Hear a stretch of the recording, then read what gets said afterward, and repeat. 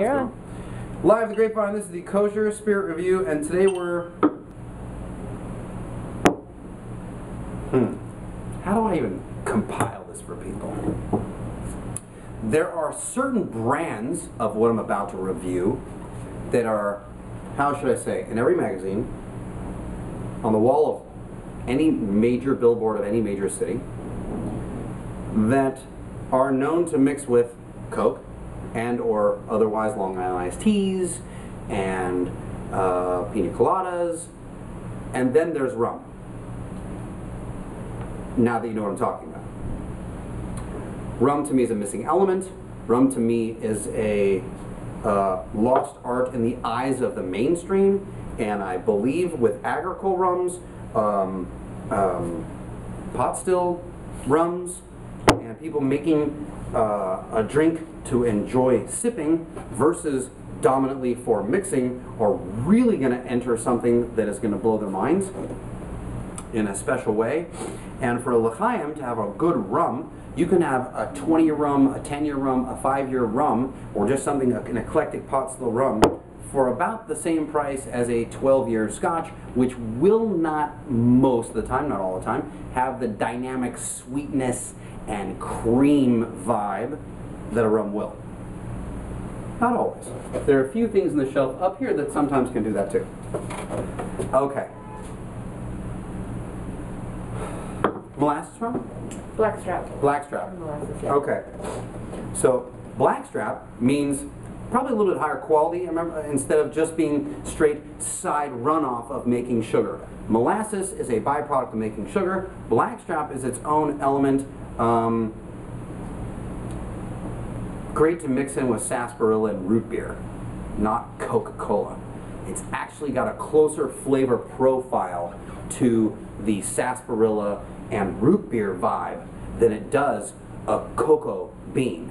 I don't quite get how that became dominant, but maybe because Coke and Pepsi are just a bigger name drink than some of the sarsaparillas and root beers, I think is why that took place. My own theory that I just came up with right now.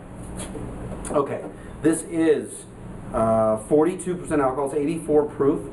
This is barrel number 160. This is young. This is from NewPort, Rhode Island. And boy, that's a port town, so it makes sense that rum's barreling out of there, pun intended on the barrel. And there's no other information on the back, and the little name tag off the top is gone, so I'm not cheating. I'm not just giving you some notes off a bottle. Let's give it a smell. First time smelling and drinking today. Cooked down brown sugar. A little bit of some vanilla bean.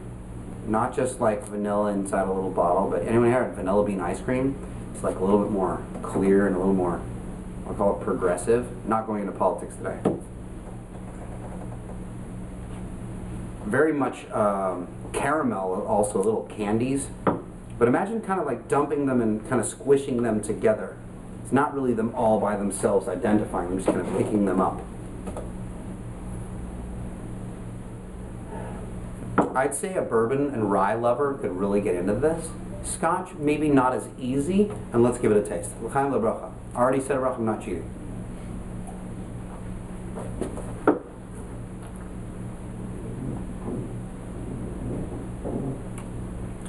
No resistance on the palate, on the front side. Very soft on the middle where it reaches your tongue. And there's 3 stages to me. When you swallow a liquid, you're going to get a whole new thing because it's mixing with the oxygen that's flowing in your body, not just the saliva and whatever food was in your mouth. Mild spice, a little bit darker of that caramel cream candy thing, kind of more like a hard candy now, not like a creamy, chewy one.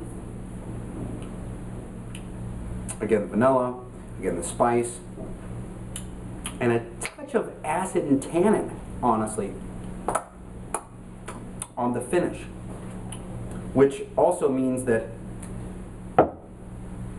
if you had a barbecued fish with a creamy rum, cooked down sugar glaze, you'd basically be teaming it like a person makes a rusty nail with a liqueured scotch and a scotch, it would work perfect. Try that one at home. Glaze down a fish with rum and cook down sugar in a sauce and baste it on before and after. And there's your food and drink combo. This is Thomas 2. Authentic pot still rum from Newport, Rhode Island. 84 proof from Yehoshua Werth, live at the Grapevine. This is the Kosher Spirit Review.